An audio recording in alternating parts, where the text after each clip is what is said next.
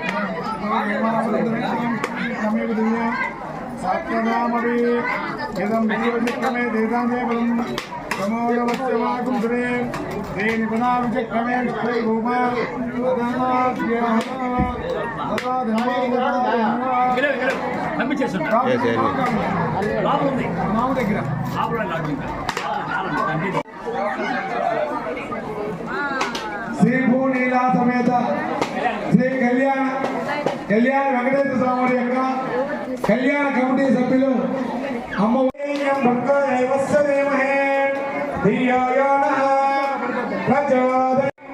మధ్య మధ్య పానీయం సమర్పయామి, శుద్ధ ఆచమనీయం సమర్పయామి.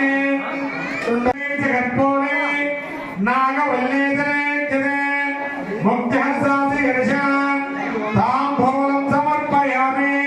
తాంబూలే నమః. మహాలక్ష్మీ దేవతాభ్యో నమః. శోభన దివ్య మంత్ర పుష్పాన్ సమర్పయామి.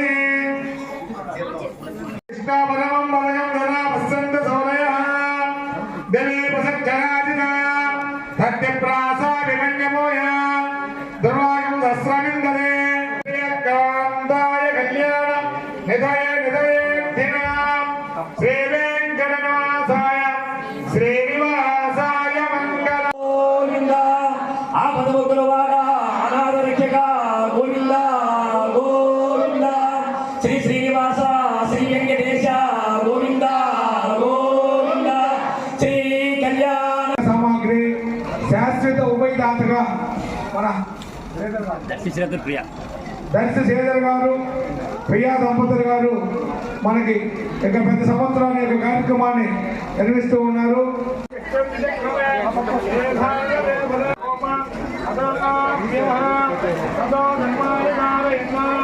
ప్రసాదం